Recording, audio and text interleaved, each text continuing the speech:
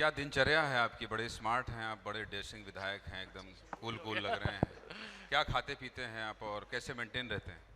प्रदीप पटेल जी आपका और दिव्यराज जी आपका विस्तार न्यूज़ के विंध्यमा पंचायत में बहुत बहुत स्वागत है।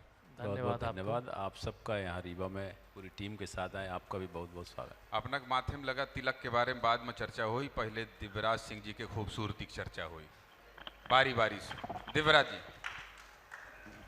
सूरती के बारे में आप ही बताएं, हम क्या बताएं। नहीं, राज तो आपको बताना पड़ेगा। मैं नहीं, कोई राज भी तो बस इतना ही है कि हम दिनचर्या में थोड़ा बहुत सुबह व्यायाम कर लेते हैं और कुछ नहीं। खाना पीना समय से तो हो नहीं पाता होगा। समय तो जीवन, राजनीतिक जीवन माने एक तरीके से हम समाज के क्षेत्र में हैं तो खान पान तो ऊपर नीचे हो ही जाता है। कब सोचा था आपने कि राजनीति में जाना है?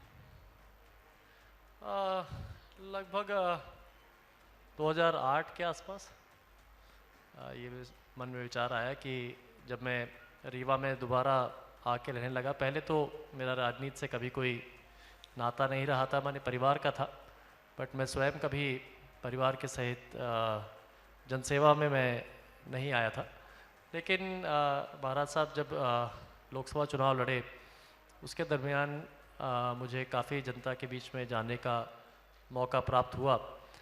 और जब मैं रीवा में रहने लगा, विदेश से बाहर से जब पढ़ के आया, तो एक यहाँ पे एक सेंस ऑफ रिस्पॉन्सिबिलिटी जो मैंने देखी, निश्चित रूप से एक परिवार, चाहे वो राजतंत्र रहा हो या अभी प्रजातंत्र में, हमारे परिवार ने जनता की सेवा करने का काम 36 पीढ़ी से चलता आ रहा है। तो उसकी एक जनता में, लोगों में आशा भी थी कि उसको हम आगे लेकर के जाएं। और राजनीति एक अच्छा तरीका है जहां से हम जनता की सेवा भी कर सकते हैं और समाज को और क्षेत्र को विकसित भी बना सकते हैं।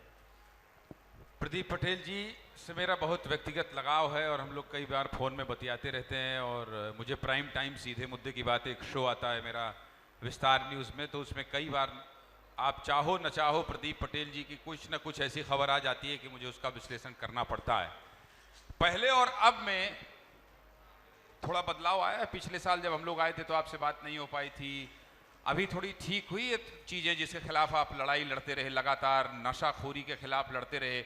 अभी थोड़ा सा आपको लगा है कि आपके एग्रेसिव होने से, लगातार लड़ने से थोड़ी नशाखोरी में कमी आई है, या फिर अभी भी वही स्थिति है? रोकने वाले लोग थोड़ा एक्टिव हुए हैं, प्रशासनिक लोग एक्टिव हुए हैं, और यही हमारा सफलता है कि हम उनको एक्टिव करें, वो अपने काम में लगे, पकड़ धकड़ करें, उसको जितना ज़्यादा से ज़्यादा वो रोकने का प्रयास किए। डरते बहुत होंगे आपसे IPS, CSP, additional SP, SP, IG कि प्रदीप पटेल जी जो है ये कई बार दंडवत हो जाते हैं, कई बार धरना दे देते हैं। डरते हैं कि नहीं इस बात को लेकर? अब देखिए, मैं तो विशेष अनुरोध तक कर चुका हूँ, तो डरने का तो कोई मामला है नहीं। आवेदन दिया, कागज़ दिया, थोड़ा अनुरोध किया, विशेष अनुरोध भी कर लिया कभी कभी। तो विशेष अनुरोध में कोई कहाँ डरता है? जब कोई, तो ऐसा हमारा स्वभाव है, अनुनय विनय करके काम हो जाता है। नई गढ़ी के थाना प्रभारी जगदीश ठाकुर ने कहा था गिरफ्तार कर लेंगे आपको, तो फिर कैसे फिर उन्हें आप खुद ही चले गए, तो फिर अब उनसे ट्यूनिंग ठीक हुई कि हटवा दिया उनको आप? नहीं, उनने लिख के दे दिया कि आपके खिलाफ कोई मुकदमा नहीं। मैंने बोला भाई, जो बयान दे रहे हो आपकी गिरफ्तार करेंगे, अगला नंबर है, तो कोई ना कोई तो प्रकरण होगा। तो मैं थाने चला गया कि भाई घर में आ जाओगे तो दिक्कत होगी, और गिरफ्तार कर लेते तो? हाँ, तो इसलिए मैंने थाने में चले गए। मैंने कहा भाई मेरे को बता दो। बोले कोई प्रकरण नहीं। हमने कहा लिख के दे दो, तो लिख के मैंने ले लिया, कोई प्रकरण नहीं।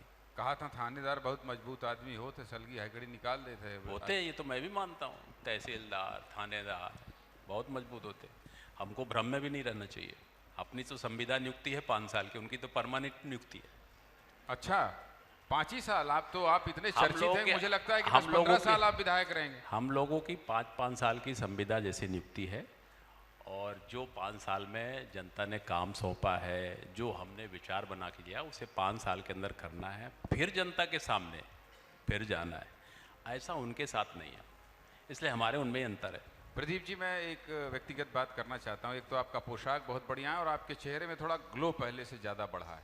थोड़ा प्रयास कर रहा हूँ नहा धो के आपके पास आऊँ, हाँ, तो थोड़ा प्रयास किया कि अच्छे से टीप टाप बन के जाए, नहीं आप बोलेंगे कैसे चलाया, तो थोड़ा अच्छे से। हम कत लागत है फेशियल ओशियल घलो भाई, नहीं तेल में चमक आ जाती है, आ जाती है। हाँ उतने में काम चल जाता है। चलिए, तो अभी मैं प्रदीप पटेल जी के बारे में कुछ और बात आपसे साझा करूंगा जो लगता है मुझे आप लोग शायद नहीं जानते हैं, लेकिन धीरे धीरे ये सेशन आगे बढ़ेगा तो आप लोगों को लगेगा कि बहुत सारी बात विस्तार के मंच से आप लोगों को पता चली है। विंध्य में पंचायत अब विंध्य की ओर आते हैं और हम लोगों का मकसद दिव्यराज जी ये है कि जैसे आप एक युवा विदेश से पढ़कर लौट के आने वाले, राजघराने परिवार से आने वाले, और आप महाराजा पुष्पराज सिंह की विरासत को आगे बढ़ाने वाले, और आपको भी ये लगा कि राजनीति ही सही दिशा में मुझे लगता है कि विंध्य को या लोगों से, समाज से जुड़ने में बहुत मदद करेगी। मैं आपसे ये जानना चाहता हूं कि आपको कभी अफसोस तो नहीं होता है कि गलत रास्ता चुन लिए, बिजनेस करते ज़्यादा ठीक होता? देखिए, पहली बात तो राजनीति करने के बाद ऐसा नहीं है कि आप बिजनेस करना बंद कर देते हैं।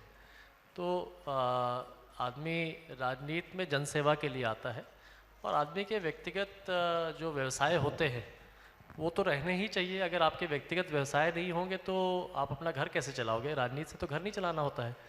राजनीति जनसेवा का कार्य होता है। राजनीति में हम लोग जनसेवा के लिए, जनता के लिए काम करने के लिए आते हैं। रोक रहा हूं आपको, राजनीति में पैसा बहुत है, कैसे आप कह रहे हैं कि जनसेवा का माध्यम है? जनसेवा का माध्यम भी है। आजकल तो राजनीति का पूरा चेहरा ही बदल गया है। आप देख लीजिए, कोई विधायक बनता है, मंत्री बनता है, और उसकी गाड़ियां, उसका पोशाक, उसका रहन सहन, उसका बिजनेस, उसमें तो 4 चांद लग जाता है वो पैसा। मैं ये बिल्कुल नहीं मानूंगा कि राजनीति सिर्फ सेवा का माध्यम है, रुपया पैसा का भी माध्यम है, खूब पैसा आता है। अगर आपको ऐसा लगता है कि आता है तो आपको इस चीज़ के, भाई देखिए, राजनीति में जो लोग हैं वो अगर गलत काम कर रहे हैं तो उसको दिखाना तो मीडिया का काम है कि अगर गलत काम कर रहे हैं तो मीडिया वाले उसको एक्सपोज करें। ये मेरे ख्याल से ये मेरा काम नहीं है, ये मीडिया का काम है उसको एक्सपोज करना। देखिए, दोनों ही चीज में ताली बजी। एक तो इस चीज में भी ताली बजी कि नेताओं के पास जो है पैसा होता है तो जनता ने ताली बजाई, और दूसरा आपने कहा कि मीडिया का काम एक्सपोज है करना, तो एक्सपोज करिए, आप लोगों का काम है इसमें भी ताली। मतलब हम लोग की बातचीत ठीक चल रही है, जनता आशीर्वाद दे रही है। आपको क्या लगता है, राजनीति सिर्फ सेवा का माध्यम है कि पैसा भी उससे साथ साथ बढ़ता है नेता का?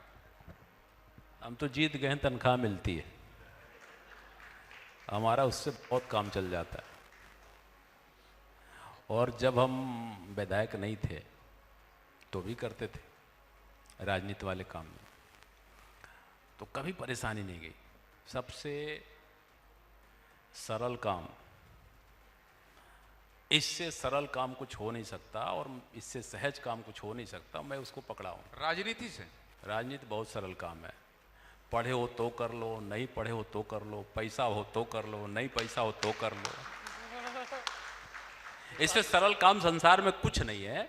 अगर आपको नौकरी करना है तो थोड़ी पढ़ाई चाहिए, अगर आपको बिजनेस करना है तो थोड़ा सा पैसा चाहिए, पान की दुकान भी रखना है थोड़ा चाहिए। यही एक ऐसा काम है जो हमारे हिसाब से फिट है, और इसलिए ये काम इतना सहज है, सरल है।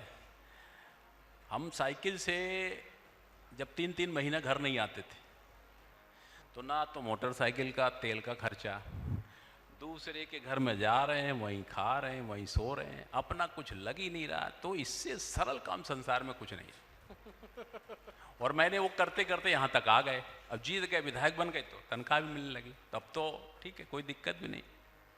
तो कहीं कोई दिक्कत नहीं है। मैं तो सब लोगों से बोल रहा हूँ कि सहज और सरल राजनीति करेंगे तो जो हमारे संवैधानिक रूप से व्यवस्थाएं बनी हैं, जो दायित्व है, खास तौर से जो मीडिया है और जो राजनीति करने वाले लोग हैं, ये उन चीज़ों को उठाने का काम करते हैं जो बहुत जनता के बीच में जाना जरूरी है।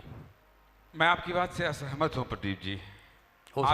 आप कह रहे, हो सकते नहीं है, अभी सदन भी होगा, आप कह रहे हैं कि सबसे सरल और सहज काम है, और मार दंडवत होत अपना के गुठुआ छिलाए जा रहा है कुछ।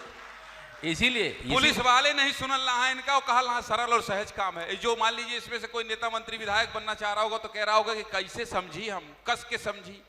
पूरे बिंद से देखी थी तो प्रदीप पटेल जी एक तरफ गुठुआ छीले ले रहा, क्रॉलिंग कर रहा, दंडवत हो रहा कि हमारी बात मान लो, कहा रहा सरल और सहज काम है। बताइए भाई, विरोधाभास है। आप समझ लीजिए कि सरल कैसे हो बता देता हूँ, कठिन कैसा है वो बताओ। वो दोनों बता देंगे। अब राजनीति का काम है, आप तो मैं प्रबोधन में भी जाता हूँ, यूनिवर्सिटियों में जाता हूँ, तो वहाँ ये बताता हूँ।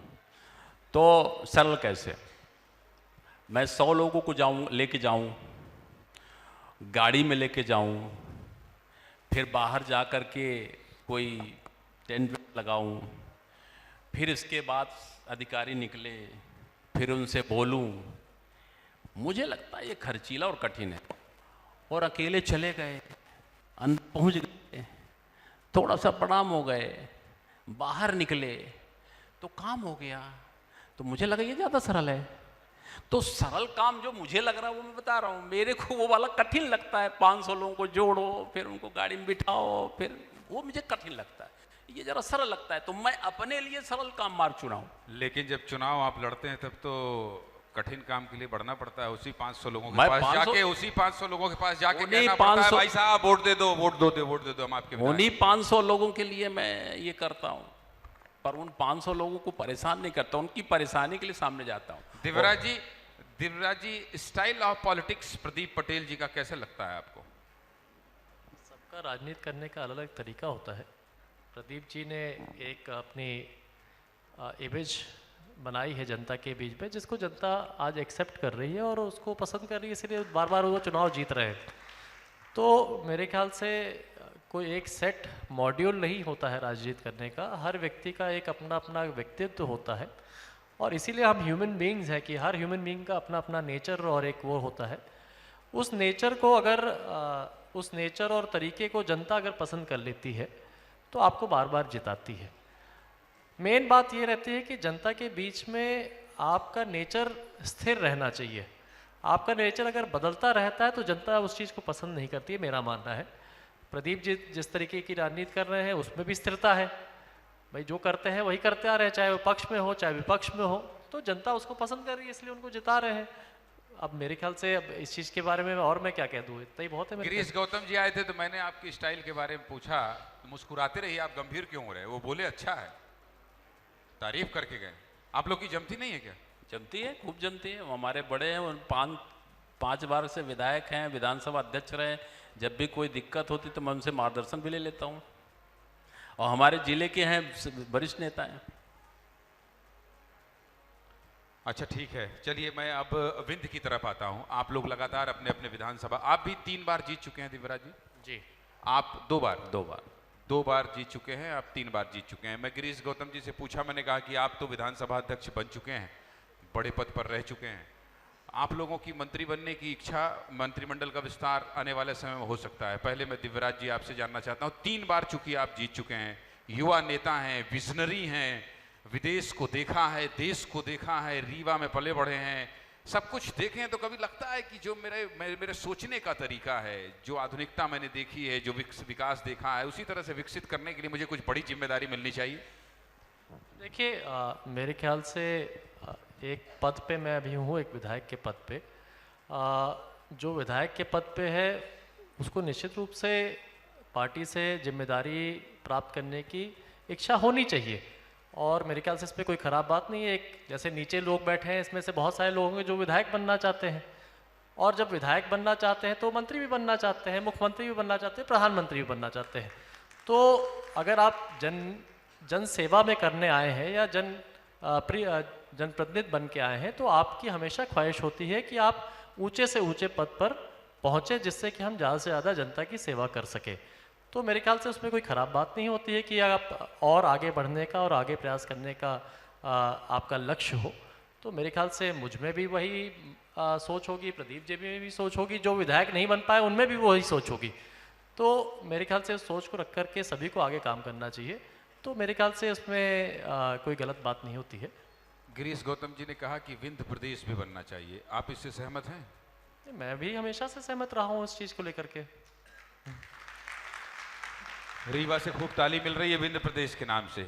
हम भी विंध्य के हैं, थोड़ा और विधानसभा बढ़ जाएगी तो हम भी अपनी गुंजाइश तलाशेंगे। अभी तो मैं गिरीश गौतम जी से कह रहा था कि देव तालाब से अगर आप आशीर्वाद दें तो मैं अगले चुनाव में अपनी गुंजाइश तलाशूं। आप मेरे विधायक हैं, मिश्रगमा तो आपके क्षेत्र में आता है। बिल्कुल बिल्कुल। अपना ना छोड़ अब सीट, अपना ना छोड़ा। वो तो हमका लग गए वहाँ से, अच्छा ले गए हैं वहाँ? यहाँ से लग गए वहाँ, जितनी देर ऊपर वाले तय कर दें वहाँ हाजिर। नहीं, आप पत्रकार भी रहे हैं तो अपनी बिरादरी के आदमी को आगे बढ़ाइए। आइए पार्टी में तय कर लीजिए, जो पार्टी तय कर देगी वहाँ आप बैठिए, हमारे लिए जो तय कर देगी वहाँ मैं बैठ जाऊँगा। अच्छा, वही सवाल मेरा आपसे। पहला सवाल तो ये कि मंत्रिमंडल का विस्तार देर सवेर होना है यहाँ मध्य प्रदेश में। जो मैंने दिव्यराज जी से पूछा, इन्होंने बहुत शानदार जवाब दिया। और इस समय तो मंत्रियों का रिपोर्ट कार्ड भी पेश हो रहा है और मुझे लगता है इसके बाद क्या बनेगा, मार्कशीट भी बनेगी। राजनीति बहुत प्रोफेशनल हो गई है दिव्यराज जी। तो आपसे भी मैं जानना चाहता हूँ कि इस विस्तार रिसफलिंग में आपको लगता है क्या कि कोई गुंजाइश बने और एक और मेरे जैसा व्यक्ति पहुंचे वहाँ? उधर अभी ध्यान ही नहीं दिया, बस अपन तो मऊ कहीं राम तो ही ध्यान नहीं दिया, भगवान कसम नहीं ध्यान दिया, अपना के कसम एक को रत्ती ध्यान नहीं आए। अपना मऊगंज का ध्यान है, वहीं सेवा, वहीं उन्हीं के बीच में रहना, उन्हीं की सेवा करना और वही काम करना, उसी में मस्त है। विंध्य प्रदेश, कैसा विंध्य प्रदेश? विंध्य प्रदेश बनाने की मांग। अरे पार्टी चाहे विंध्य का मध्य प्रदेश बना दे, चाहे मध्य प्रदेश का विंध्य बनाए, जौन उतना ही कह दे, हमका स्वीकार को फंसा नहीं पावे अपना का, कोशिश हम करें, फंस ही नहीं रहे हैं। कहे वो का फंसे वाला कौन? गिरीश गौतम जी के बयान से आप सहमत हैं, हाँ या ना? हम सुनबे नहीं बहन, कौन वाला बयान? चलिए ठीक है, एलईडी में चलाने की गुंजाइश है क्या? अभी नहीं होगी, कोई बात नहीं। प्रदीप जी अच्छे मित्र हैं। पुष्पराज सिंह जी आप भी आए हैं, आपका मैं खड़े होकर बहुत स्वागत करता हूं। और इसलिए स्वागत करता हूं, बाकी तो सभी लोगों का स्वागत करता हूं, क्योंकि आपके बेटे यहाँ बैठे हैं और बहुत ही शानदार बातचीत कर रहे हैं। तो मुझे लगा कि एक बेटा बैठा हो और पिताजी बैठ के सुन रहे हो तो ये बहुत अच्छा क्षण हो। आप भी प्रणाम कर लीजिए मंच से, वैसे तो करते ही होंगे रोज, लेकिन मैं अपने तरफ से करवा देता हूँ। Last closing comment Pradeep ji आपकी तरफ से जी। विंध्य और विस्तार के इस कार्यक्रम, इस पंचायत में आपको कैसा लगा और आगे क्या चाहते हैं? बहुत बहुत आपको बधाई देता हूँ। और ज्ञानंद जी, मैं तो आपका प्रशंसक हूँ 2 कारणों से। एक तो मिसिर गवां, और दूसरा यहाँ तो लोग बाग बघेली बोल लेते हैं, पर रीवा से निकलने के बाद दिल्ली और भोपाल में बैठ के बघेली बोलना, वो भी चैनल में बोलना, मैं सुन नहीं पाता हूँ। मगर एक आप ऐसे व्यक्ति हैं, एक आप ऐसे व्यक्ति हैं जिनको मैंने भोपाल में भी बघेली सुन लिया और दिल्ली में भी बघेली सुन लिया। वो आनंद आया कि मैं आपका कितना धन्यवाद करूं। और बघेली जब बोलते हैं तो किसी से पूछो बघेली मतलब, वो बोलेगा विंध्य। तो ये विंध्य गौरव, विंध्य पंचायत, इसके लिए आपको बहुत बहुत धन्यवाद। और इस विंध्य को आप इसी तरह चुन करके यहीं पे कार्यक्रम करते हैं, उसका बहुत बहुत धन्यवाद। हमार कसम अपना खाई लिए हैं, बचाव है भगवान। खैर दिव्यराज जी, आपका क्लोजिंग कमेंट कि विस्तार न्यूज़ के इस कार्यक्रम को हम और आगे बड़ा करते जाएंगे, आप लोग इसी तरह से सहयोग करते जाएंगे, अपने अपने विचार देते जाएंगे और उसके बाद धीरे धीरे इसका कैनवास हम लोग बड़ा करने की सोच रहे हैं। आपका क्लोजिंग कमेंट? नहीं, जैसा कि प्रदीप जी ने भी कहा, हमारी तरफ से मेरे ख्याल से विस्तार न्यूज़ को बहुत बहुत मेरी तरफ से शुभकामनाएं हैं। और एक अपना कि अच्छी पहल है ये कि बघेली का अपना पुनः जीवित करीत लागन और बघेलखंड जो ये क्षेत्र है, ये अपने आप में एक समृद्ध भी क्षेत्र है और पिछड़ा भी क्षेत्र है। तो यहाँ के लोग के अंदर भावनाएं बहुत ऊंची हैं, लेकिन हमारी जितनी भावना है वहाँ तक अभी हम पहुँच नहीं पा रहे हैं। तो उसको पहुँचाने की दिशा देने की, देखिए 2 माध्यम जैसे मैंने कहा, एक तो राजनीतिक माध्यम होता है कि हम लोग जनप्रतिनिधि होकर के अपने विधानसभा में या अपने पॉलिटिकल फील्ड में अपनी बात को उठाएं, और दूसरा मंच होता है आपका मीडिया का मंच। तो दोनों जब साथ में मिलकर के अपने क्षेत्र को बढ़ाने की बात करते हैं तो मेरे ख्याल से जो महत्वपूर्ण लोग हैं उनकी कान में ये खबर जाती है। और खबर जाना ही महत्वपूर्ण है, जैसा कि हम सब मानते हैं कि जब तक खबर नहीं जाएगी, जब तक इसका कोई ढिंढोरा नहीं पीटा जाएगा, तब तक वो बात केहू का सुनाई न देगी। तो ये अपना के मेरे ख्याल से पहल बहुत अच्छी है, मैं इसकी सराहना करता हूँ। मैं आशा करता हूँ कि आपके इस पहल के माध्यम से हमारी ये विंध्य, हमारी ये बघेलखंड और विकसित हुई और एक विस्तार हुई। अच्छा, मैं एक बात ईमानदारी से कहना चाहता हूं, मैंने 22 राज्य कवर किए हैं, देश के 22 राज्यों में रिपोर्टिंग की है, 14 राज्य ट्रक से घूमा हूं, बार बार ये बताता हूं। इसके अलावा लगभग 10 से 12 विधानसभा चुनाव कवर किए हैं, 3 लोकसभा चुनाव कवर किए हैं और खूब नेताओं के इंटरव्यूज किए हैं पूरे देश भर में। लेकिन ईमानदारी से कहूं, आज थोड़ा सा विंध्य का फेवर लेते हुए बता रहा हूं कि हमारे विंध्य के नेता चाहे कांग्रेस के हो चाहे बीजेपी के हो, वो कहीं दिखाई देते हैं तो उनका एक ऑरा होता है, उनका एक ऑरा होता है, उनकी बॉडी लैंग्वेज में एक खनक होती है, एक दबंगई होती है। तो अब मैं जब बोल रहा हूं तो मेरे देखिए रोंगटे भी खड़े हैं, तो ये बहुत आनंद देता है। और इसलिए जैसा कि प्रदीप जी आपने कहा कि विंध्य बहुत शक्तिशाली जगह है, और प्रदेश हम बार बार ऐसे पूछ लाए कि बन जाई तो फिर विधानसभा सीटों तो बढ़ी ना, तो कई तो अरे रुक जाओ भाई, रोज थोड़ी बात होती है, इन लोग पीछे से कह रहे हैं क्लोज कर दीजिए, ऐसी बातचीत होती है कभी? आप लोगों ने देखा है टेलीविजन में? ये पीसीआर वाले हैं दिव्यराज जी, पीछे से और गेस्ट आए होंगे तो हमको गरिया रहे हैं कि अब क्लोज करिए। अरे कहां से क्लोज करें जब इतनी अच्छी बातचीत हो रही है? मान लीजिए प्रदीप पटेल जी अभी कसम खाए हैं और वादा कर दें कि नहीं अब अगली बार आप ही को लड़ाएंगे, तो ये गुंजाइश भी देखते रहना चाहिए। तो खैर सच्चाई ये है कि बहुत ही ताकत से विंध्य में विकास भी हो रहा है और शिकायत हर जगह होती है। कोई भी काम होगा, हम विस्तार का ये प्रोग्राम कर रहे हैं, रात को हम सारे एचओडी बैठेंगे और उसमें भी बैठ के गलतियां और खामियां निकालेंगे कि थोड़ा सा ये वाला कैमरा एंगल ठीक नहीं था, ये वाला नहीं था। तो गलतियां हर जगह होती है, लेकिन आप लोगों का बहुत बहुत धन्यवाद इतनी शानदार बातचीत करने के लिए, विस्तार के मंच में आने के लिए बहुत बहुत धन्यवाद। धन्यवाद आपका, पूरी टीम का धन्यवाद है। धन्यवाद।